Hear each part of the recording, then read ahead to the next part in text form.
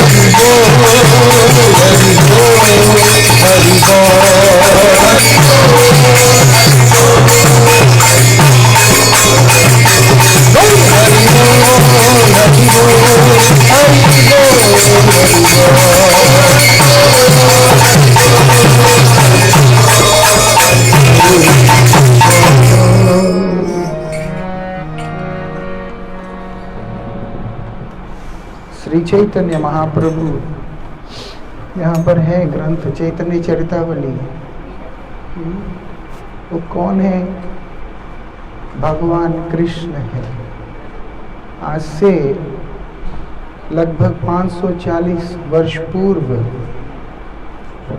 श्रीधाम नवद्वीप के अंदर, मायापुर के अंदर उन्होंने अवतार ग्रहण किया। कौन सा अवतार?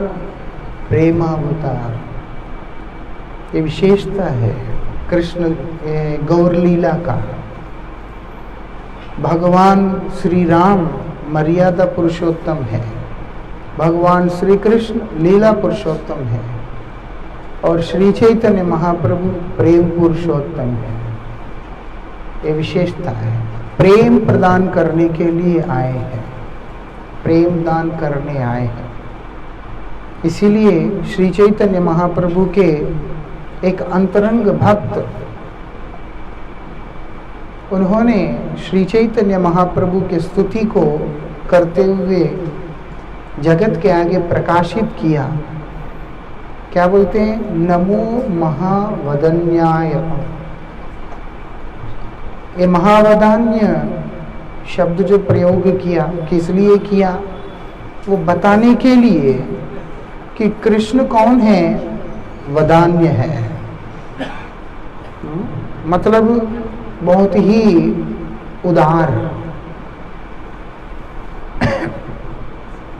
भगवान श्री कृष्ण के अंदर 4 विशेष गुण हैं। समर्थ, हम लोग होते हैं, कुछ काम कर सकते हैं, कुछ नहीं कर सकते हैं। हमारी सामर्थ्य की एक सीमा है, या जिन कुछ काम को कर सकते हैं वो भी सब समय के लिए नहीं कर सकते हैं। कुछ समय के लिए कर सकते हैं, कुछ हिस्से में कर सकते हैं, क्योंकि हमारी सामर्थ्यता के अंदर एक सीमा है। तो इसीलिए जितने भी जीव हैं या जितने भी देव हैं उन सबका ऐसा ही है। जैसे ब्रह्मा वो सबसे पहला व्यक्ति है, सृष्टिकर्ता। आवाज ठीक से आ रहे तो हाँ, नहीं तो एको कम कर दो। ब्रह्मा सृष्टि करता है, सृष्टि का पहला व्यक्ति। और जब ब्रह्मा को हिरण्यकशिपु ने तपस्या करके वर मांगा था, क्या वर मांगा? कि मैं अमर हो जाऊं। ब्रह्मा आयु दान देने में समर्थ है, जीवन दान देने में समर्थ है, लेकिन वे किसी को अमर करने में सामर्थ नहीं है। उनकी सामर्थ है, वो सृष्टि करता है, सृष्टि के रचयिता है, लेकिन उसको अमर करने का ताकत ब्रह्मा जी में भी नहीं है। बाकियों की बात तो आप बाद में गिने। ब्रह्मा जी को हिरण्यकशिपु ने वर मांगा था, क्या मांगा? कि प्रभु आप मुझ पर कृपा करें जिससे कि मैं अमर हो जाऊं, कभी मरूं ही ना। तो ब्रह्मा जी हिरण्यकशिपु को कहते कि वत्स ये संभव नहीं है, मैं ये वर नहीं दे सकता। तो बोलते ठीक है फिर दूसरा मांग लो। तो मैं आपसे प्रार्थना करता हूं, ना मैं दिन में मरूं ना रात में मरूं, ना जमीन में मरूं ना आकाश में मरूं, ना अस्त्र से मरूं ना शस्त्र से मरूं, ना घर के अंदर मरूं ना घर के बाहर मरूं, किसी मनुष्य से ना मरूं, किसी पशु से ना मरूं, आपके कोई सृष्ट प्राणी से भी ना मरूं, ऐसे वर दे दीजिए। ब्रह्मा ने बोला तथास्तु, ऐसे ही होगा। इतना वर देने में ब्रह्मा सामर्थ है, ऐसा नहीं कि असमर्थ है। कितना ताकत है ब्रह्मा में, कितना बड़ा आदमी है। हाँ? लेकिन ये वर देने में समर्थ नहीं है कि जाओ मैं तुम्हें अमर होने का वरदान देता हूं। इतना कुछ मांगने के बाद भी एक विकल्प ऐसा छोड़ दिया है, जिस विकल्प को पकड़ के गोविंद ने नरसिंह रूप धारण करके उसका जीवन का अंत किया है। ब्रह्मा का वरदान बचा हुआ है, लेकिन भगवान की भगवत्ता प्रकाशित हुआ है, ये विशेषता।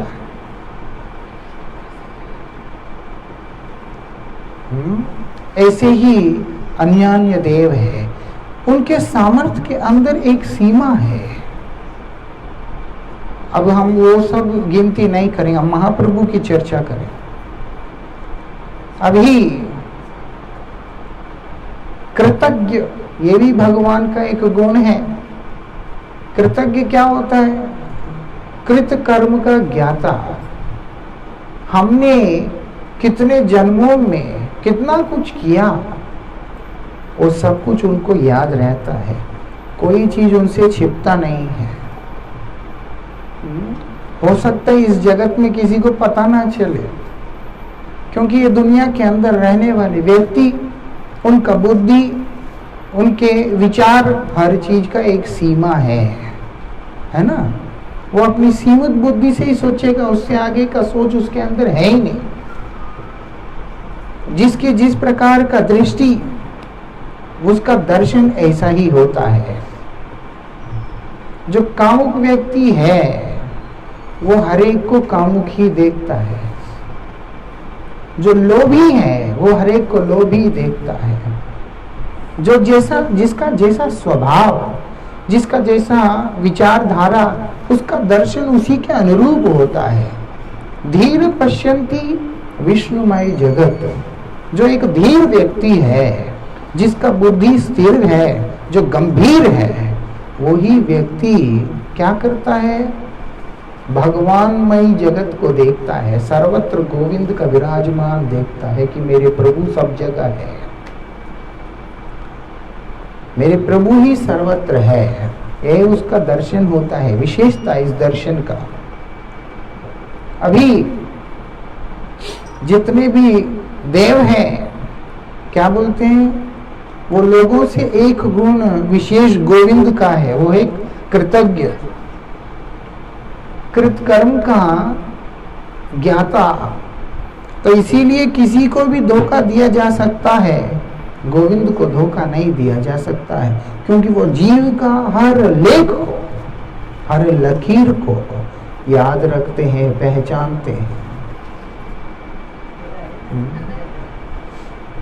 उसी के अनुरूप उसके जीवन में सुख, उसी के अनुरूप उसके जीवन में दुख, उसी के अनुरूप उसके जीवन के अंदर घटने वाली तमाम घटनाएं निश्चित होते हैं। एक माता मुझसे कहती है कि महाराज, मेरी बेटी बिल्कुल छोटी सी है, 1 ही दिन की है, जन्म होने के बाद, जन्म होने के बाद 1 ही दिन के अंदर मर गई। क्या दोष था? ऐसे लोग अक्सर सोचते हैं। किसी किसी के बच्चे थोड़े बड़े होने के बाद चले जाते, किसी किसी के बच्चे पैदा होते ही माँ चली जाती है, उसको कौन दूध पिलाएगा, उसको कौन परवरिश करेगा, बहुत कुछ है, सोचते हुए जाएंगे। ये सब क्या है कि भगवान निष्ठुर निर्दयी है? सिर्फ हमारे अंदर दया का गुण है कि हम किसी का अच्छा सोचते हैं, गोविंद नहीं सोचते? तो नहीं, ये तुम्हारे द्वारा तुम्हारे अपने लिए किया गया व्यवस्था है। कैसे? क्योंकि तुम्हारे अपने कृत कर्म ही इस प्रकार से थे। मैं कोई काम करूंगा, मैं जीवन भर सिगरेट पीऊंगा, मेरे फेफड़ों के अंदर वो सिगरेट की धुआं घुस घुस के वो सड़ जाएगा, और जब मेरा सांस लेना दिक्कत होगा, फिर मैं बोलूं मैं किसी को कष्ट नहीं दिया, मुझे मौत क्यों आ रहा है? अर्थ नहीं है इस बात का, क्योंकि तुमने आत्महत्या करने का सारा कर्म खुद किया है और वो परिणाम तुम्हारे सामने आ रहा है। भगवान क्या करते हैं? जो तुमने कमाया हुआ धन है वो तुम्हारे आगे रख देते हैं, क्योंकि कृतज्ञ सब जानते हैं, हर कर्म को जानते हैं। तुमने अगर सदकर्म किया है जीवन में तो उसका सदफल प्राप्त होता है। उनके आंखों के आगे कोई धूल नहीं डाल सकता है, बात कहीं पे भी छिप सकता है, गोविंद के आगे नहीं छिप सकता। ये विशेषता क्यों? वो कृतज्ञ है। और विशेषता क्या है? भगवान के लिए किसी भी जन्म के अंदर अनजाने में ही सही, अगर कोई हमने सेवा कार्य को किया है, उसका भी वो स्मरण में रखते हैं। यही विशेषता है। ये दुनिया में कृतज्ञ उसको बोलते हैं जो आप बहुत कुछ करोगे फिर भी आपको धोखा दे दे, आपको दुख दे। इस तरह का जो व्यक्ति है, जो आपका किया हुआ एहसान को भूल जाए, उस तरह के जो व्यक्ति है उनको कृतज्ञ कहते हैं इस संसार में। लेकिन वास्तविकता में भगवान का जो कृतज्ञ वाला जो गुण है, उसका ये विशेषता है। आप जो कुछ भी उनके लिए जान के अनजान के कभी किसी न किसी युग में, किसी न किसी समय के अंदर थोड़ा सा भी किया हो, उसको वो स्मरण रखते हैं और उसके अनुरूप फल प्रदान करते हैं। वो कभी भूलते नहीं हैं। भगवान बोलते हैं मेरे कारण, मेरा कृपा है कि तुम्हारे अंदर विस्मृति का गुण है। भूल जाना भी एक गुण है, पता है? अगर भूलना गुण ना हो, आदमी रो रो के दुखी हो के तड़प तड़प के मर जाए। भूल गया। हम जिसको बहुत ज्यादा हृदय से स्नेह करते हैं, प्रेम करते हैं, धीरे धीरे धीरे जैसे वो मर गया, कुछ हो गया, हम भूल जाते हैं थोड़ा टाइम के बाद। Time is biggest healer. एक स्टेटमेंट भी है, time is not the healer, healer is the Lord, he heels us by his blessings. वो क्या है? मत्ता स्मृति ज्ञानम अपोहनंच, जो कुछ भी होता है मेरे कारण होता है। मैं कृपा करके उस विस्मृति को उस जीव के अंदर डालता हूं, जिससे आप सोचो कि पिछले जन्म के अंदर अगर हम नपुंसक होते, इस जन्म में हम लोगों ने पुरुष वाला देह धारण किया और हमको स्मरण है कि पिछले जन्म में मेरा ये नाम था और मैं नपुंसक था, मेरा ये साथी थे, मेरा ये परिवार था। अब आइडेंटिटी क्राइसिस होगा, उधर होता है ना कई बार, किसी किसी को याद आ जाता है, पास्ट लाइफ मेमोरीज सब याद आ जाते हैं, इतना आइडेंटिटी क्राइसिस होता है, उसका दिमाग खराब होने लगता है। ये भूलने का जो गुण है, इसको गुण समझना है। लेकिन गोविंद के पास ये गुण नहीं है, भगवान के पास ये गुण नहीं है। कौन सा? भूलने का।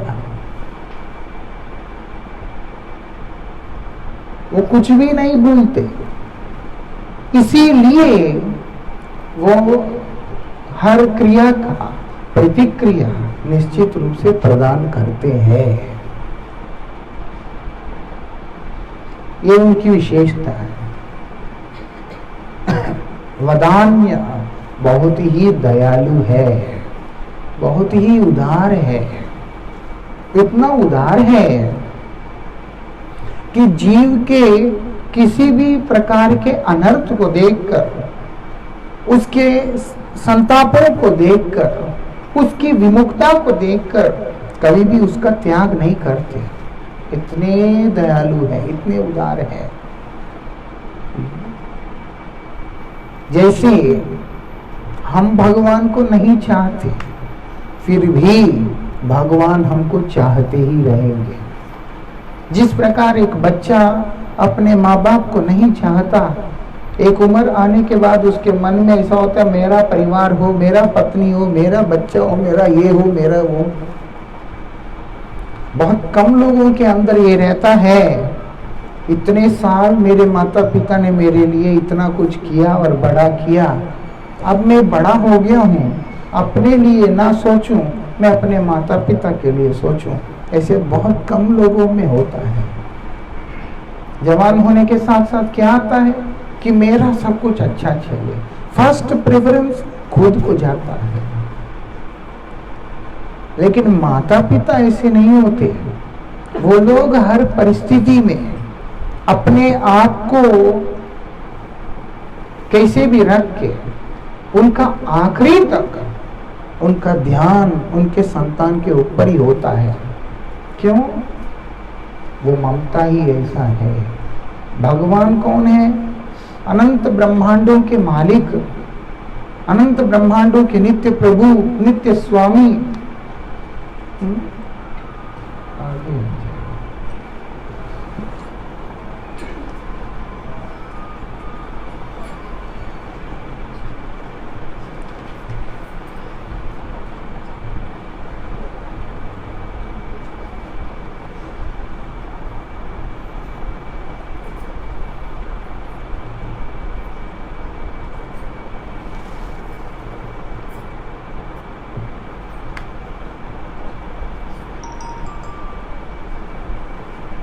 कौन है वो? वो हमारे नित्य माता, नित्य पिता है।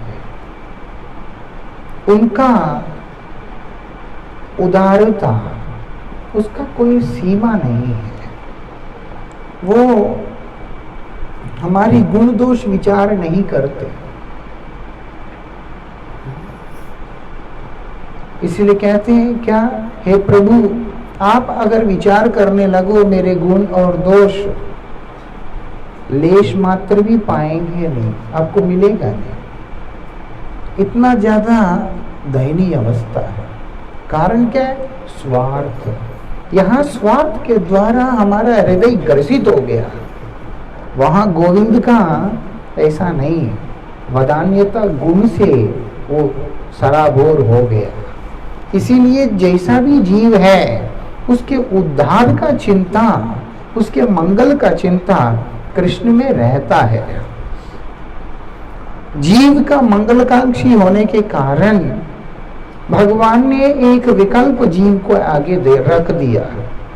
क्या बोलते हैं भगवद गीता जी के अंदर, ये यथा माम प्रपद्यन्ते तांस्ततेयु भजाम्यहम्। तुम्हें एक ही क्रम में मेरे पास आने की आवश्यकता नहीं है। ये बहुत बड़ी बात है। जैसा तुम्हारा स्वभाव है, जैसा तुम्हारा रुचि है, उस रुचि के अनुसार तुम मेरे पास में आ सकते हो। ये कृष्ण के अंदर विशेषता, क्योंकि वदान्य है ना, बहुत ही उदार है। वो नहीं कहते कि तुम अपने आप को बदलो और तुम इस रास्ते में, इस दिशा में चलो। बोलते ना, जैसा तुम्हारा स्थिति है उसी स्थिति से तुम मेरे पास आओ, मैं तुम्हें स्वीकार कर लूंगा। ये उनकी विशेषता है। क्या बोलते हैं, एक बात लेकिन इशारा कर दिया। उनकी वदान्यता के अंदर उन्होंने एक पॉइंट को डाल दिया, वो ये यथा माम प्रपद्यन्ते, जो जिस प्रकार जिस भाव से मुझ में प्रपन्न होगा, शरणागत होगा, वो सब मैं स्वीकार करूंगा। लेकिन इतना ही अंतर है, उसको, उसके प्रति मैं अपने आप को अभिव्यक्ति भी उसी भाव से करूंगा।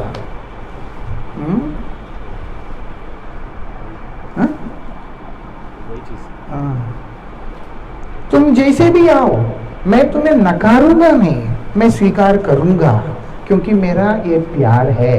लेकिन इतना जरूर है, जिस भाव से आओगे उस भाव से ही मैं अभिव्यक्त करूंगा तुमको।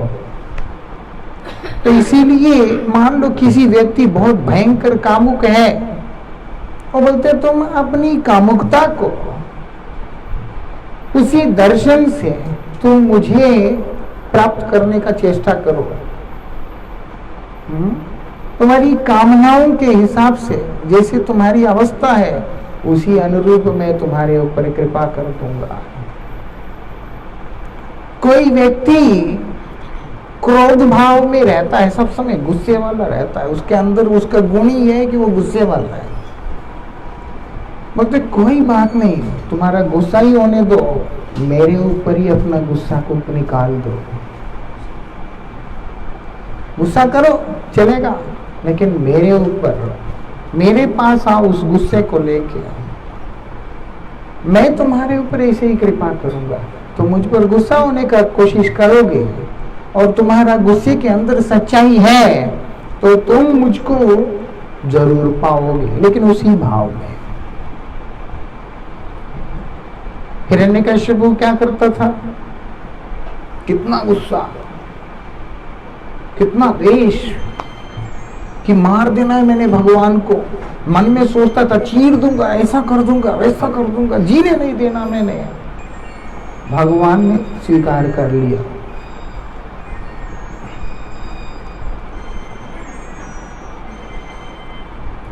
वृंदावन विहारी लाल की जय।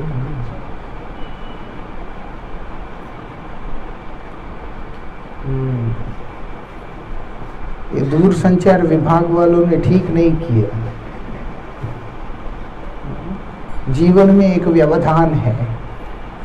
कई तो इतने व्यस्त हो गए, पता नहीं क्या ऐसे बाथरूम में भी लेके जाते हैं वो, तो वहां पे भी बैठ के अच्छा जी, वो टाइम भी वेस्ट नहीं होना चाहिए, समय का सदुपयोग हो गया। तो जो तो क्या कहते हैं, जैसा जैसा तुम्हारा भाव है, मैं तो उदार हूं, तुम्हारा उस भाव को मैं नकारूंगा नहीं। तुम्हारे अंदर गुस्सा है, उसी को तुम मुझे दे दो, मेरे ऊपर उतार दो, निष्कपट होके मैं तुम्हें ऐसा ही कृपा कर दूंगा। हिरण्यकश्यप के मन में ऐसे ही भाव था, भयंकर भाव था कि मार देना मैंने, कोई बात नहीं, मैं स्वीकार कर लेता हूं तुम्हारा भाव, तुम चेष्टा करो, मैं पूरा करूंगा। क्या हुआ? वो प्रकट होकर हिरण्यकशिपु की इच्छा पूरी कर दिया उन्होंने, उसी का हिरण्यकशिपु को ही चीर दिया था। बात यह है कि भगवान वदान्य है, जैसे भी जाएंगे वैसे ही उनको पाएंगे। इसीलिए नारद जी महाराज ने बताया था युधिष्ठिर को, युधिष्ठिर कुछ भी करो, अपने मन को भगवान के चरणों में लगा दो, जैसे मर्जी भाव में लगाओ, डर से लगाओ, प्रेम से लगाओ, क्रोध से लगाओ, जैसे मर्जी लगाओ, भगवान कृपा कर देते, क्योंकि वो वदान्य है। श्री चैतन्य महाप्रभु कौन है? महावदान्य है। महावदान्य क्या होता है? वदान्यता की पराकाष्ठा है। आप जैसे मर्जी भाव में उनके पास जाओ, वो अपनी भाव को, आपके उस भाव को शुद्ध करके, पवित्र करके, उसको प्रेम को ग्रहण करने के लिए अनुरूप बनाकर उसमें आकर अपने प्रेम को प्रदान कर देते हैं। आप क्रोध से भी जाएंगे, महाप्रभु का कृपा आपके क्रोधाग्नि को शमन करेगा। आप क्रोध से भी जाएंगे, वो उसको शांत करके उसको नम्र कर देगा। कृष्ण अवतार के अंदर जीव त्राण के लिए जहां जहां जरूरत है वहां वहां गोविंद ने अस्त्र शस्त्र धारण किया। उसके उद्धार करने के लिए शंख चक्र गदा पद्म आदि जितने भी अस्त्र हैं उनके, वो सब कुछ उन्होंने धारण किया है जैसे जैसे जरूरत है। लेकिन जब गौर लीला में आया तो कोई अस्त्र धारण नहीं किया। बोलते नहीं, अब जो है अस्त्र का काम नहीं है, अब काम क्या है? प्रेम का है। इसीलिए बोलते हैं नमो महावदन्याय। आप महावदान्य हैं कि कोई भी आपके पास सम्मुख में किसी भी भाव से क्यों ना आता हो, वो सब आप शुद्ध कर देते हैं, पवित्र कर देते हैं। कहीं पे भी किसी प्रकार के खोट को रहने नहीं देते हैं। और क्या करते हैं? कृष्ण प्रेम प्रदायते, भगवत प्रेम को प्रदान करते हैं। जहां पर प्रेम नहीं है वहां जीवन में आनंद नहीं है। अब जितने भी भक्त जिस जिस प्रकार के भाव से गोविंद के शरण में गए, अधिकांश भक्तों को मोक्ष ही प्राप्त हुआ। और मोक्ष जो है आनंद प्रदान करता है, लेकिन उस आनंद भी एक सीमा के अंतर्गत रह जाता है। अगर वही प्रेम है जो कि भगवान के द्वारा भगवान की सेवा, भगवान के नाम, भगवान के गुण रूप लीलाओं के साथ संयुक्त है, वहां परमानंद है। इसीलिए श्री चैतन्य महाप्रभु उपदेश देते हुए कहते हैं, साधन करने वाला व्यक्ति तीन तरह से अपने आप मंगल कर सकता है। एक भगवान का ब्रह्म स्वरूप को अनुभव करके, एक परमात्मा स्वरूप को, एक भगवत स्वरूप को।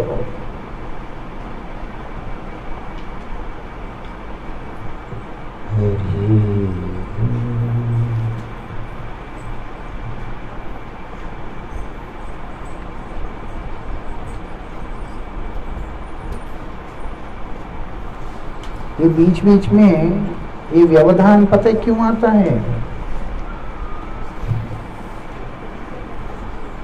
जो हम चर्चा कर रहे हैं उसको एक बार मनन करने के लिए।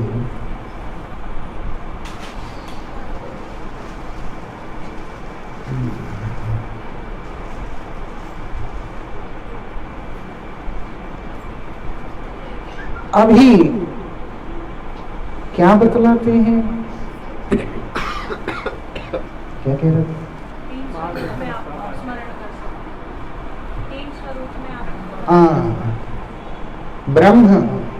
ब्रह्म का एक अलग आनंद है जो कि भगवान के अंग कांति में समा जाना अक्सर लोग सोचते हैं, और एक परमात्मा स्वरूप है और एक भगवत स्वरूप है। इसमें से ये महावदन्यता का गुण का यही विशेषता है, जीव को भगवत प्राप्ति होता है। जो वदान्य गुण है उसमें क्या होता है, कृष्ण जब किसी जीव पे दयालु होते हैं, उदार होते हैं, और कृष्ण उस जीव के भाव के अनुरूप उसको फल प्रदान करके उसको ब्रह्म की प्राप्ति या परमात्मा की प्राप्ति कराते हैं। लेकिन जब श्री कृष्ण ही गौर रूप में आए हैं, महाप्रभु के रूप में आए हैं, तो फिर क्या करते हैं, उसको ब्रह्म परमात्मा तक सीमित ना रखते हुए अपने स्वरूप का अनुभव कराते हैं, दर्शन कराते हैं। क्योंकि वो आनंदमय स्वरूप है, वो प्रेममय स्वरूप है, वो रसमय स्वरूप है। उसकी एक अलग विशेषता, अलग सौंदर्य है। उनसे जब प्रेम होता है, गोविंद से जब प्रेम होता है, तो परमानंद का अनुभूति होगा। इसीलिए चैतन्य महाप्रभु के रूप में आकर उन्होंने उस प्रेम को प्रदान किया। प्रेम जब पराकाष्ठाओं में आता है तो फिर वहां पर समाधि की अनुभूति होता है। जब प्रेमी सम्मुख में प्रकट नहीं भी हो, उसका चिंतन, उसका स्मरण अपने आप में इतना आनंद का स्रोत हृदय के अंदर से निकाल के प्रवाहित करता है कि उसी के अंदर वो प्राणी, वो जीव हिलोरे ले रहा होता है। जैसे जिसको आप बहुत स्नेह करते, प्रेम करते हैं, आप उनके बारे में जब याद करते हो, एक अलग तरह का फीलिंग आता है। प्रेम होता ही ऐसा है। आदमी भले कठोर सा हो, लेकिन अगर किसी के प्रति प्यार हो, उधर लेकिन बिल्ली बन जाता है, नरम हो जाता है बिल्कुल। क्यों? क्योंकि वो प्रेम का गुण ही ये है, उसके हृदय के अंदर वो नरमाहट लेके आता है, वो कोमलता लेके आता है। वो जो कोमलता है वही आनंद है। जब भगवान का प्रेम क्या होता है, स्थूल प्रेम नहीं होता, भगवान का प्रेम दिव्य प्रेम होता है। इस संसार के अंदर किसी से प्रेम होता है, उससे वासना उत्पन्न होता है। उस प्रेम का चरम शारीरिक मिलन हो जाता है, अथवा अपनी स्वार्थ पूर्ति तक सीमित होकर रह जाता है इस जगत के अंदर। उससे आगे इतना बढ़ता नहीं है। अगर बढ़ेगा भी तो जिस समय उस प्रेम का प्रथम अनुभूति हुआ, वही अनुभूति के साथ, वही भावना के साथ जीवन यात्रा चलता नहीं है इस जगत के अंदर। ये विशेषता है। लेकिन अगर यही प्रेम का एक बिंदु की अनुभूति है,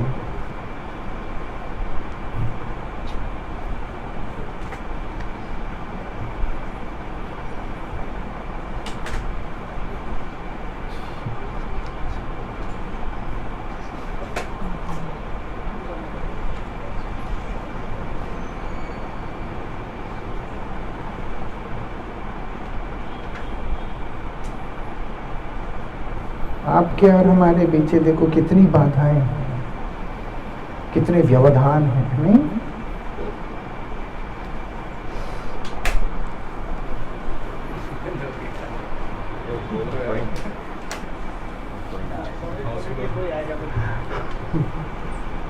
अभी लेकिन उस प्रेम का जहां पर बात आता है, उस भगवत प्रेम का, उसका एक बिंदु मात्र भी अनंत असीम आनंद के अंदर जीव को डुबा देता है। वहां पर एक बिंदु में भी अनंतता है। यहाँ पर जो अनंत दिखाई देने वाले के अंदर भी सीमित अवस्था है। जहाँ पर कोई भी वस्तु सीमित मात्रा में होता है, वो कभी भी हमें पूर्णानंद प्रदान नहीं करता है। क्योंकि उसकी सीमा है, उसका रस का सीमा है, वस्तु का सीमा है। लेकिन शास्त्र के दृष्टि से देखते हैं तो शास्त्र बतलाते हैं इस जगत के अंदर कोई भी ऐसा वस्तु है ही नहीं है जिससे हम लोगों को प्रेम हो सकता है। इस जगत में जो वस्तु है उससे क्या होता है? काम होता है। काम मतलब क्या है? इच्छा पूर्ति की अभिलाषा। कोई भी वस्तु है उससे क्या होता है कि इससे मेरा इच्छा पूर्ति हो जाए, ये मेरा काम बना दे, ये मेरे साथ में रहे तो मुझे अच्छा लगता है। किसी को जो क्या देख के प्यार किया पता नहीं, वो रहने से अच्छा लगता है। जो हृदय को अच्छा लगने का जो बात है वही वहां पर काम है। ऐसा होता है। और वही व्यक्ति आपके हृदय को अच्छा ना लगने वाली क्रिया के अंदर प्रवृत्त हो गया तो फिर वो इच्छा, वो प्रेम जो है शिथिल होने लग जाता है। मैं आपसे बहुत प्यार करता हूँ, अच्छी बात है, प्यार करो, प्यार तो करना ही चाहिए। लेकिन जब मैं देखता हूँ कि आप पहले जैसे नहीं रहे, अक्सर ये एक वो है, तुम बदल गए, वो बदल नहीं गया, वो वही है, तुम्हारी उम्मीदें बढ़ गया है। हाँ, तुम्हारी उम्मीदें अब दिन दिन बढ़ते जा रहे, बढ़ते जा रहे, बढ़ते जा रहे। वो कमजोर प्राणी तो क्या करेगा?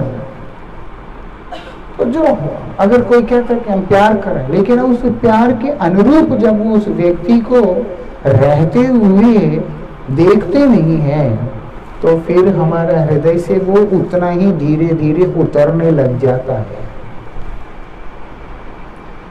कल अच्छा था इसीलिए दिल में था, आज अच्छा नहीं है। मतलब हमारे दिल को जिस दिन अच्छा लगता है उस दिन प्रेम है, जिस दिन नहीं लगता उस दिन वो रिजेक्ट है। इसका मतलब वो प्रेम नहीं, काम है। आत्मेंद्रिय प्रीति वांछा, मेरा अपने स्वसुख वांछा, वो चाहे व्यक्ति हो, वस्तु हो, किसी भी पदार्थ का मेरे जीवन में उपस्थिति। यही हाथ और यही पांव कितने अच्छे लगते हैं, कितने प्यारे लगते हैं। हाँ, यही दांत कितने अच्छे लगते हैं, लेकिन ना करे दांत सड़ने लगेगा तो वो डॉक्टर के पास भागता है कि दांत उखाड़ दे दो। क्यों? इतने साल तुम्हारे साथ में है, खराब है तो क्या है तो तुम्हारा नहीं, तकलीफ देता है, हटाओ इसको। गैंग्रीन हो गया, अगर हम उंगली नहीं काटते, हाथ नहीं काटते, वो फैल जाएगा। इतना भी प्यारा हो काट डालो, है ना? आज प्यारा है लेकिन कल प्यारा नहीं रहता। क्यों?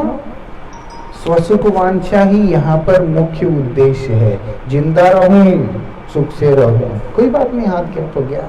ये जो दृष्टि है ये इस संसार में है। परमार्थ में, प्रेम में क्या होता है? ये विचार ही नहीं होता है। प्रेम में केवल आनंद होता है।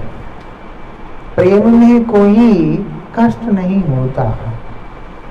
अब देखो ना, कई ऐसे परिवार होते हैं जिनके पास कुछ नहीं होता लेकिन उनके रिश्ते बड़े ही सुंदर ढंग से चलते हैं, क्योंकि आपस के अंदर इतना मजबूत एक दृढ़ बंधन है कि वो लोग बहुत सुंदर तरीका से चलते हैं। खाने को नहीं है कोई बात नहीं, एक ऐसी चीज समाज में है। पेट कौन पाल रहा है, सुविधाएं कौन दे रहा है? वो प्रेम दे रहा है। इसीलिए ना होने के बावजूद भी दुख होता नहीं है। और कई बार ऐसे होते हैं कि वो लोग अपने आप को व्यक्त भी नहीं करते, जिससे कि सामने वाले को ये भनक भी लगे कि इसको दुख है किसी चीज का। ना होते हुए भी वो इस तरह से दिखाते हैं कि कितने खुश हैं जीवन में। क्यों? वो जो भावनाएं हैं वो व्यक्ति से इसे कराता है। वहां वो मजबूरी में करता है, भगवान के साथ जुड़ा हुआ व्यक्ति आनंद में करता है। वही प्रेम, वही आनंद को देने के लिए कृष्ण स्वयं आए हैं, उस प्रेम को देने के लिए। इसीलिए वो महावदान्य है। कैसे दिया? भगवान न के नाम के माध्यम से दिया। श्री कृष्ण का प्रेम, प्रेम क्या होता है? एक ऐसी प्रक्रिया, एक ऐसी अवस्था जहां पर कृष्ण आकर्षित हो जाते हैं। भगवान कृपा करके देना एक होता है, आपने किसी को अपना कोई वस्तु दे दिया, बहुत अच्छा है। आपने किसी को अपने आप ही दे दिया, दोनों में अंतर है। जब आपने किसी को कोई वस्तु दिया, उस वस्तु से आप भिन्न हैं, अलग है। आपके पास जो था उसमें से आपने कुछ दिया, लेकिन आपने अपने आप को दे दिया, मतलब आपके पास जो कुछ भी है वो सब कुछ उसको दे दिया, स्वयं को दिया, तो है ना, ये विशेषता है। इसलिए कृष्ण क्या किया? जब दुर्योधन और अर्जुन आए थे, दुर्योधन को सेना चाहिए था, कृष्ण से चाहिए था, कृष्ण ने दे दिया, ले जो चाहिए, सेना ही तो चाहिए, चतुरांगिनी सेना, लो दे दिया मैं तुमको। लेकिन अर्जुन को कृष्ण ही चाहिए था, कृष्ण ने बोला दे दिया, जाओ।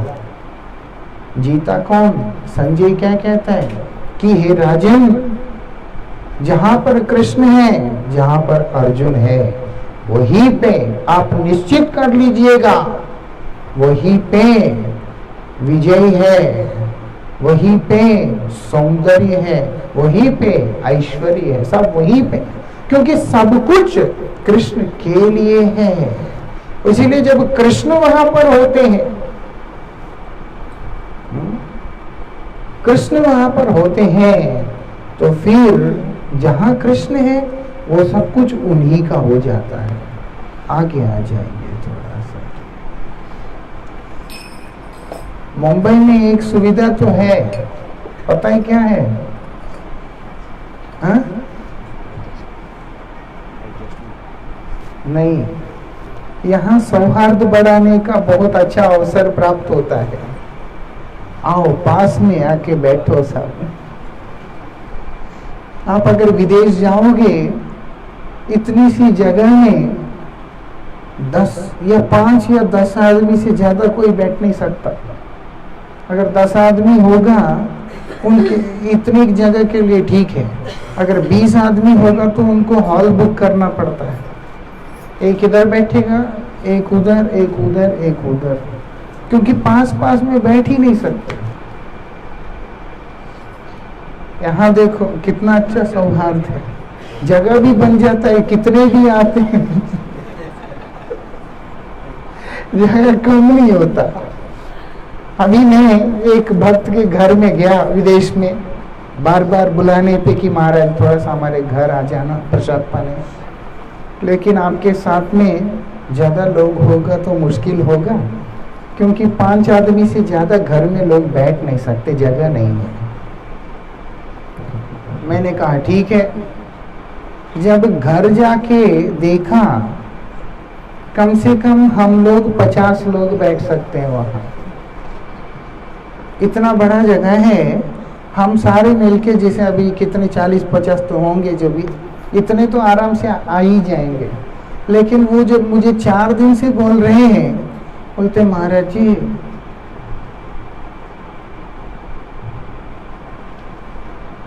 क्या कहते हैं कि महाराज जी नहीं, 4-5 आदमी से ज्यादा आ नहीं सकते घर, ऐसी अवस्था है। हाँ, वो लोगों को पता है, आते ही है ना, वो लोगों को तो पता ही है। खैर शरीर को नजदीक रखने से होता नहीं है, मन को नजदीक रखना पड़ता है।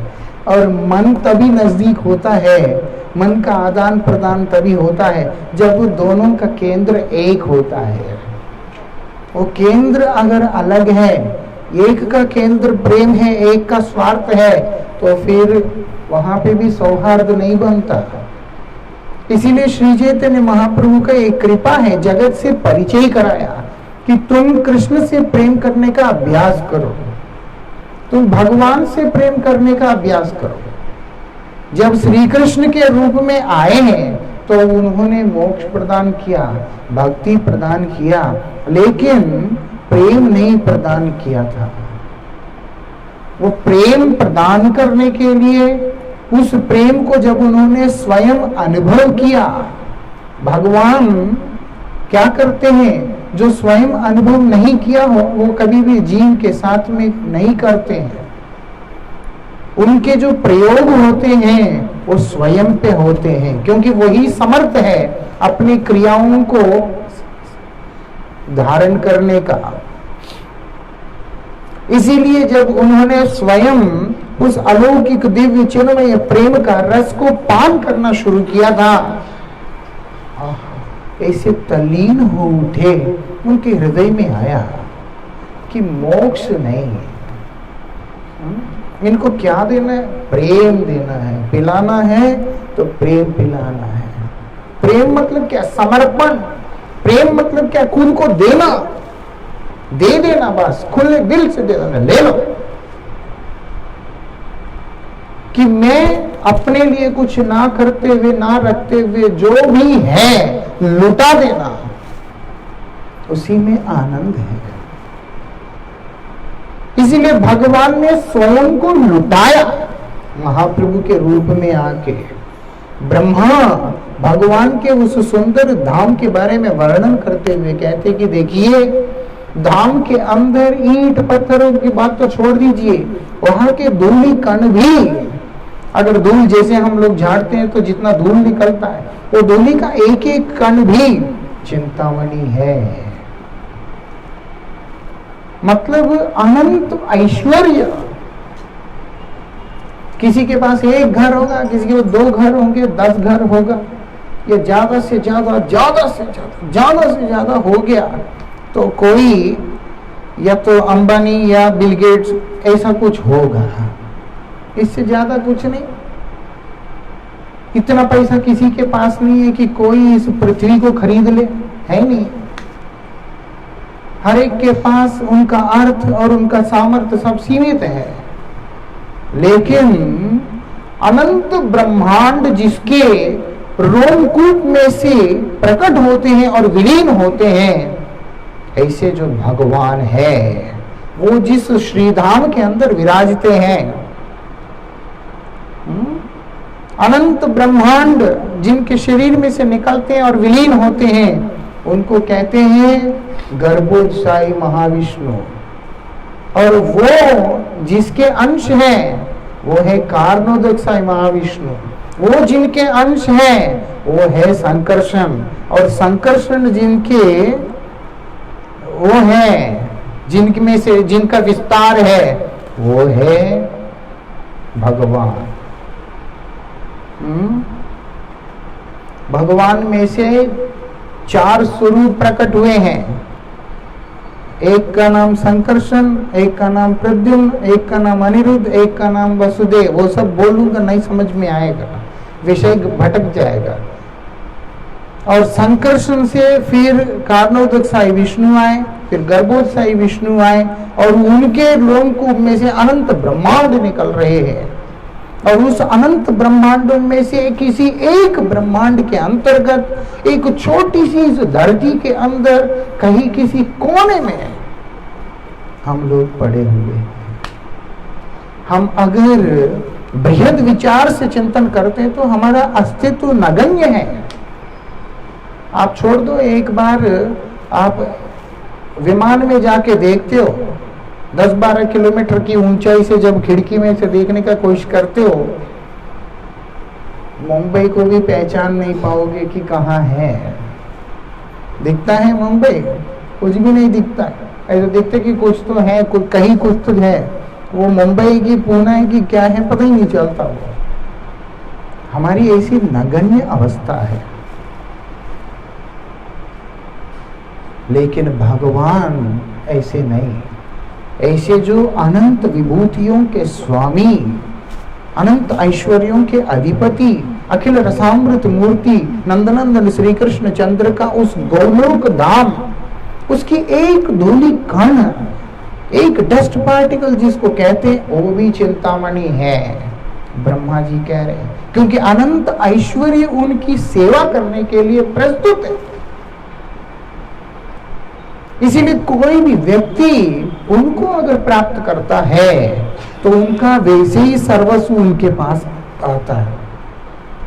लेकिन विशेषता क्या है, उनसे अधिक अगर रस है, आनंद है, वो उनके प्रेम में है। इसलिए भक्त उनका प्रेम को पाना चाहता है। वो प्रेम कैसे प्राप्त होता है? उनके श्री नाम चिंतन से होता है, उनके भगवान का नाम के चिंतन से होता है। हमारे शास्त्र कहते हैं श्री नाम चिंतामणि तो हरि समान। हे नाम, हे प्रभु, हे हरि नाम, आप कौन है? चिंतामणि है, आप स्वयं हरि है। आपने क्या किया? अनंत ब्रह्मांडों को हिला दिया। कैसे हिलाया? प्रेम में हिलाया।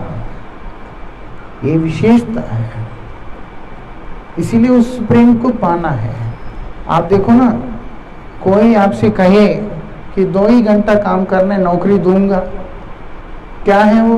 चौक में खड़ा करके 4 चांटे लगाऊंगा,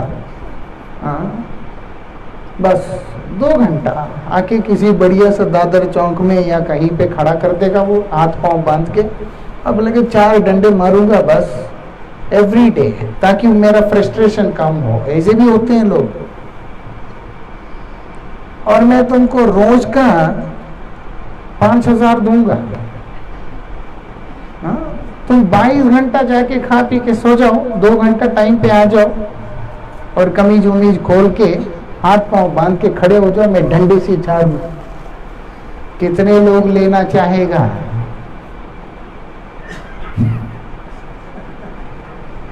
ये नौकरी कितने लोग लेना चाहेगा? कोई महामूर्ख है जिसका दिमाग खराब हो गया, उसके अलावा कोई जिसका थोड़ा बहुत है नहीं लेना चाहिए।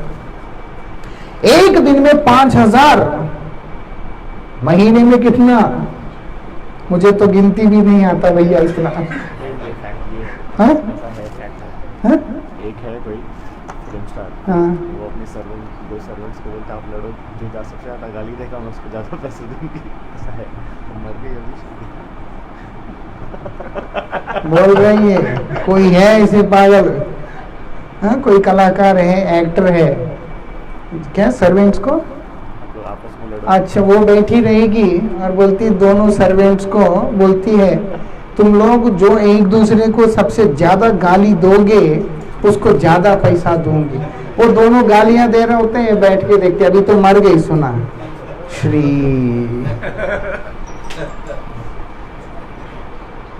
श्री राधे, श्री राधे। तो महामूर्खों की कमी नहीं है दुनिया में, लेकिन फिर भी ऐसे लोग होते हैं। चलो, देने वाले की बात छोड़ दो, वो तो गाली है, एक दूसरे को दे सकते हैं पैसे के लिए, लेकिन चौक में खड़ा होकर जूते खाना कोई तैयार नहीं होता। क्यों?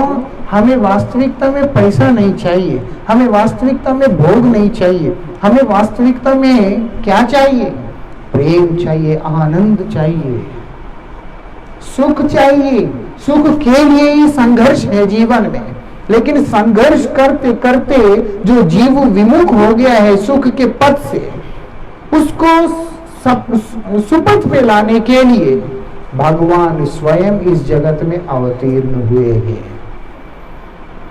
कई लोग बोलते हैं बहुत टेंशन है महाराज जी, इसीलिए थोड़ा सा सिगरेट पी लेते हैं तो टेंशन कम हो जाता है। बताइए, मूर्ख नहीं है तो सिगरेट पीने से टेंशन कम होता है? अगर सिगरेट पीने से टेंशन कम होता है, मैं सार्वजनिक रूप से घोषणा करता हूं कि मैं रोज 500 सिगरेट पीऊंगा, होता है? नहीं होता है। शराब पीने से अगर टेंशन कम हो जाता है, डिप्रेशन कम हो जाता है, तो बात क्या था? ये सब संभव पर नहीं है। प्रयास शुरू किया है, जीवन यात्रा शुरू किया है सुख पाने के लिए, आनंद पाने के लिए, प्रेम को पाने के लिए। हर व्यक्ति, क्यों? वही हमारा वास्तविक पहचान है। हम लोग प्रेम के ही मूर्ति हैं, शांति के मूर्ति हैं, लेकिन अपने स्वरूप को विकृत कर लिया। कैसे कर ली? हिंसा के मार्ग में जाके। किसके साथ हिंसा किया? मैंने तो किया नहीं। सबसे पहले हिंसा हमने अपने आप के साथ किया। मैं जो हूं, मैं अपने अस्तित्व को मार लिया, मैं अपने स्वभाव को मार लिया, अपने स्वरूप को मार लिया। तो इससे बड़ा हिंसा और क्या हो सकता है? इसीलिए बोलते हैं जीव हिंसा है ये। जीव हिंसा ये नहीं होता कि आपने क्या किया। जीव हिंसा ये होता है अपने आप को और अपने साथी स्वजनों को कर्म में, ज्ञान में, भोग में, योग में, इन सब चीजों में डालना। अगर डालना ही है तो प्रेम के मार्ग में डालो। प्रेम के मार्ग, नाम के मार्ग में डालो, भगवान के नाम के मार्ग में डालो। अभी गणपति आएगा, लोग मनाते हैं बहुत बड़े बड़े। अभी देख रहा था एक गणपति मनाने का ये ढंग हो गया है, ये संस्कृति के ऊपर आक्रमण भी है। बड़े बड़े ऊंची ऊंची मूर्तियां बनाना। पहली बात, जिसका जितना बड़ा होगा, सजावट अच्छा होगा, ये होगा, अलंकार होगा, फलाना होगा, करो। उसके बाद सेवा करेगा, कुछ नहीं है कोई सेवा। इसीलिए नास्तिक पैदा हो रहे हैं। ये नास्तिकता पैदा होने के पीछे कारण यही है कि हम लोग अपने आचरण को ठीक नहीं रखते। गंदगी यहां से निकल के आता है तो सामने वाले को जब वो समझ में आता है तो वो नास्तिक के रूप ले लेता है। जिसको आप भगवान बोल के उपासना करते हो, 7 दिन 9 दिन के बाद प्रोसेशन में ले जाके समुद्र में डाल देते हो। उद्यापन एक क्या विधि है? आपको आपके बच्चा आए, बहुत सेवा करे, 1 हफ्ते के बाद उठा के बाहर फेंके, ये क्या लॉजिक है? मतलब एक नासमझ, एक सिर्फ स्वार्थपूर्ण जीवन के अतिरिक्त और कुछ है ही नहीं। और उसके अगले दिन वो सारी मूर्तियां, गलती भी नहीं है, वो प्लास्टर ऑफ पेरिस वगैरह क्या क्या होता है, वो आके समुद्र के किनारे पड़ते हैं। उसी के फोटोज खींच खींच के लोग हमारे देव देवताओं का अपमान भी करते हैं। पहले होता था, क्या होता था? हल्दी से बनाते थे, उसकी पूजा करते थे, फिर उसके बाद नदी में डालते थे, प्रार्थना करते थे। इस तरह से कुछ सात्विक भाव से भी करते थे। अथवा चांदी, सोना, लकड़ी, जैसे जैसे व्यक्ति का अवस्था है उस अनुरूप मूर्तियों को लाकर घर में पूजा करते थे, सेवा करते थे और उसके बाद रखते थे 4 दिन के लिए भक्ति। उसमें भी कोई ढंग का पूजा पाठ नहीं, गाना बजाना, ये वो, नाच कूद, लोगों के कान के पर्दे फाड़ देना और उसके बाद शराब पी के रंग उड़ाओ, ढोल बजाओ, लेजियम बजाओ और जाके समुद्र में डाल के आओ। ये सब, इसको कौन भक्ति कहता है? इसको कौन प्रेम कहता है? ऐसे ही जीवन जो लोग व्यतीत कर रहे हैं, धर्म के स्वरूप को विकृत कर रहे हैं, उन लोगों को अस्त्र से नहीं, शस्त्र से नहीं, अपनी कृपा से सुधारने के लिए महाप्रभु आए हैं। कैसे आए? प्रेम देकर। वो प्रेम अगर किसी के अंदर है, भगवत प्रेम, अनिर्वचनीय प्रेम है। प्रेम हम बोलते हैं कि मैं तुमसे बहुत प्यार करता हूं, लेकिन प्रेम की परिभाषा किसी से पूछो, किसी को पता ही नहीं है। क्यों? सत्य तो ये है उनको प्रेम का गंध का एहसास भी नहीं है। नारद जी महाराज कहते हैं अगर किसी को प्रेम का एहसास भी हो, वो शब्दों में अभिव्यक्त करने का स्थिति नहीं होता। भगवत प्रेम को कोई भी शब्दों में कैसे वर्णन कर सकता है, संभव नहीं है। वो केवल अनुभूति गम्य वस्तु है, ना कि शाब्दिक वर्णन के अनुसार वस्तु नहीं है, शब्दों से संभव पर नहीं है।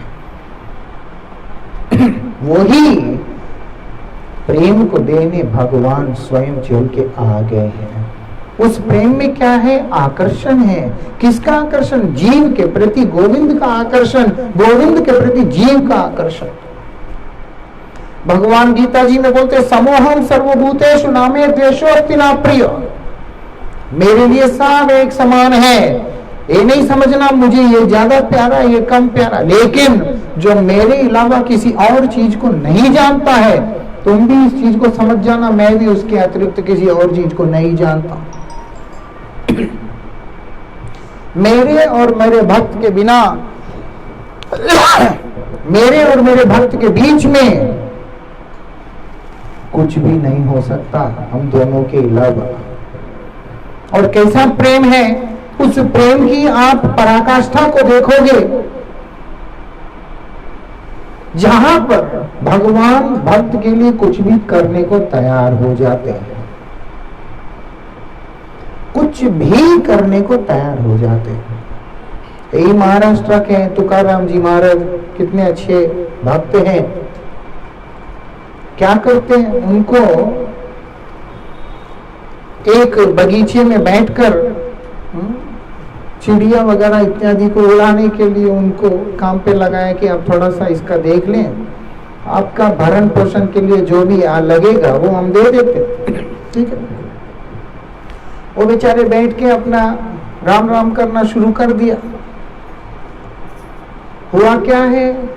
खेत काफी नष्ट हुआ उनके हिसाब से। जब फसल काटा, हर बार से कई गुना अधिक उसमें से निकल के आया था। कोई भी काम है, ये तो एक छोटी सी काम है, एक उदाहरण है, छोटा सा नगण्य उदाहरण है।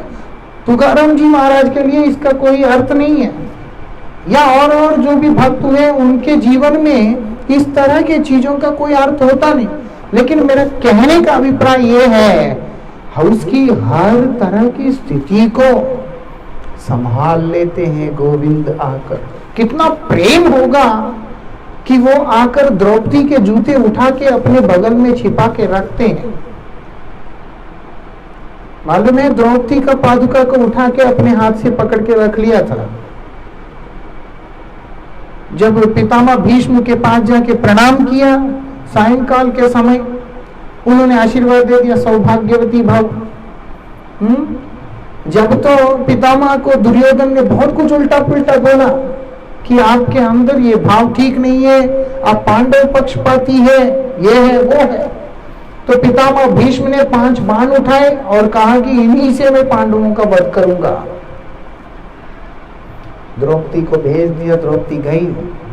कृष्ण ने आशीर्वाद, पितामह भीष्म ने आशीर्वाद दे दिया सौभाग्यवती भव। क्या होता है? पता चल गया पितामह भीष्म को कि ये बुद्धि कौन दिया है। देखा कृष्ण ने दिया। बोले कहाँ है वो? बाहर खड़ा है। कैसे खड़ा है? आवाज ना आए इसलिए द्रौपदी के पादुका को उठा के छिपा के रख के ऐसे ही खड़ा है। कितना प्रेम है, अनंत ब्रह्मांडों के मालिक है, कितना प्रेम है। ऐसे ऐसे अपने भक्तों के हाथ से छीन छीन के खाते हैं, कितना प्रेम है। ये सारा प्रेम उन्हीं के पास है। वो प्रेम देने के लिए, और सबसे उत्कृष्ट प्रेम का जो स्वरूप है वो श्री राधा जी का कृष्ण के प्रति है। उससे ऊपर और कोई प्रेम नहीं है। इसीलिए कृष्ण जब राधा रानी श्री कृष्ण का नाम को उच्चारण करते हुए कृष्ण प्रेम में विभोर होकर समाधिस्थ हो जाती है, हम लोग कितना हरिनाम करते हैं। राधा रानी तो कृष्ण चिंतन मात्र से ही समाधि में चली जाती है। समाधि में चली गई, उनको तो बाह्य ज्ञान ही नहीं है। यहाँ तक कि श्री कृष्ण स्वयं उनके पास आके उनको हिला के बोलते कि मैं इधर ही हूं, तब भी उनकी जागृति नहीं आता, उनमें चेतना नहीं आता है। क्यों? समाधिस्थ हो गई और अंतर्मुख होकर इतना आनंद में डूबी रहती है, कृष्ण के नाम के साथ में विलास कर रही होती है और कृष्ण प्रेम में खोई हुई रहती है। उसी प्रेम को आस्वादन करने के लिए श्री कृष्ण का जब हृदय में भाव उठा, कृष्ण उसी भाव को लेकर चैतन्य महाप्रभु के रूप में इस जगत में आए।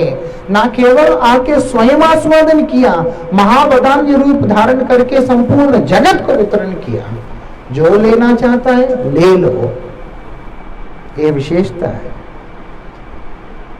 क्योंकि जिस चीज का वास्तविकता में हमें मांग है, उस मांग का पूर्ति करने का काम महाप्रभु के रूप में आके किया।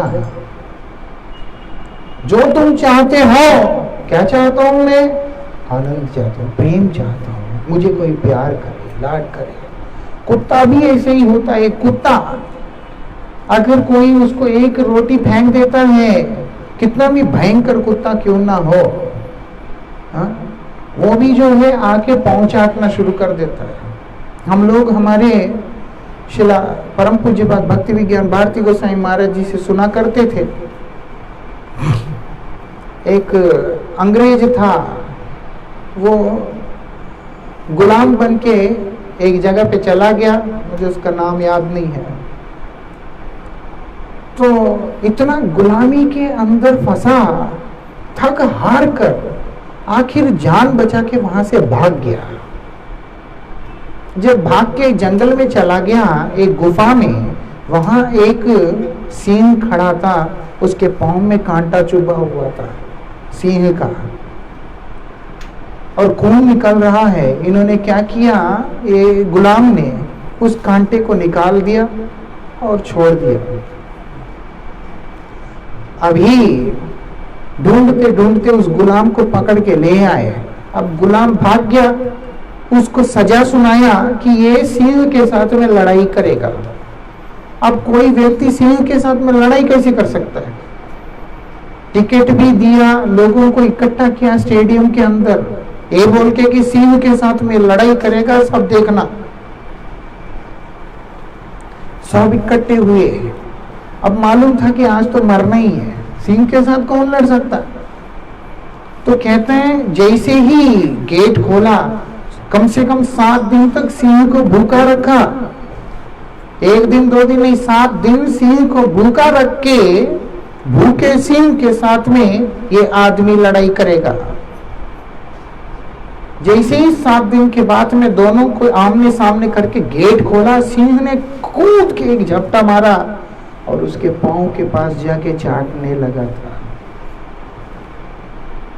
खाया नहीं है उसको। वो लोग हैरान हो गए, ये क्या है?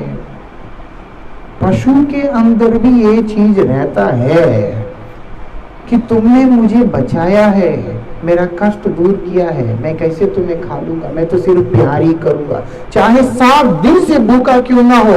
एक सिंह वो भी नहीं मारता है, क्योंकि उसका भी मांग प्रेम ही है। ये रियल इंसिडेंट है, मुझे उसका नाम वगैरह याद नहीं है, but it's a true incident. बात यह है कि एक जानवर, इतने क्रूर हिंसक जानवर होने के बावजूद भी वो भी प्रेम ही चाहता है। मनुष्य भी प्रेम ही चाहता है, लेकिन उस प्रेम को पाने के प्रयास में रास्ता से विमुख होके पता नहीं किस किस दिशा में चला गया। इसीलिए सबसे उत्कृष्ट प्रेम श्री राधा जी के दासत्व का प्रेम स्वयं आस्वादन करते हुए जगत को देने के लिए महाप्रभु रूप में आके दिया। तुम जैसे मर्जी मेरे पास आओ, कोई बात नहीं, मैं तो समझदार हूं, मैं तुम्हें और कुछ इधर उधर भटकने नहीं दूंगा। मैं क्या करूंगा? स्वचरणामृत दिया, विषय भुलाए हो। मैं अपने चरणामृत तुमको देकर, अपनी कृपा को तुम्हें देकर तुम्हें विषयों से विनिर्मुक्त करूंगा। और क्या करूंगा? तुम्हारे हृदय के अंदर प्रेम को प्रेम से सराबोर कर दूंगा। यही गोविंद का इच्छा है। इसीलिए कृष्ण महावदान्य है, गौहरी महावदान्य है। वो कृष्ण प्रेम प्रदान करते हैं। बाकी जितने भी प्रेम है, प्रेम शब्द केवल गोविंद के पास जाके चरमता को प्राप्त करता है। इससे पहले वो चरम नहीं है, उसकी जो डेड एंड है, उसका जो अंत है, या यूं कहें जहां उसका उद्गम स्थान है प्रेम का, वो कृष्ण चरण रूपी कल्पतरु ही है। इसीलिए बोलते हैं उस तक पहुंचने के लिए क्या करना होगा? भक्ति का बीज को अपने हृदय के अंदर धारण करना होगा। वो भक्ति का मतलब क्या होता है? सेवा। कृष्ण सेवा का बीज अपने हृदय में डालना है। वो कृष्ण सेवा का बीज क्या होता है? हरिनाम। भगवान का नाम को उठाकर हमें अपने हृदय के अंदर धारण करना पड़ता है, और वो नाम ही धीरे धीरे धीरे धीरे धीरे अंकुरित होकर वर्धित होगा और अंत में जाके प्रेम का फल देना शुरू कर देगा। जब भगवान के चरणों का आश्रय लेगा, तब जीवन में सब कुछ हमें प्राप्त होगा। नहीं है तो जहां पे भी हम चले जाएं, शांति नहीं मिलता है। शांति नहीं मिलता है। शांति चाहिए, आनंद चाहिए, प्रेम चाहिए, तो उसका एकमात्र उपाय कृष्ण नाम है। वो कृष्ण नाम रूपी बीज को ही हृदय में डालना है। इस जगत की चीजों को हृदय में रखते हैं तो संभव नहीं है। हृदय में रखना है तो कृष्ण को रखना है, गोविंद को रखना है। उनको रखेंगे कैसे? उनके नाम के माध्यम से रखेंगे। इसीलिए अधिक से अधिक भगवान का नाम को करने का शास्त्रों ने निर्देश दिया। नाम करें, कृपा को और प्रेम को प्राप्त करें। हरे कृष्ण। अभी हम लोग संकीर्तन करेंगे।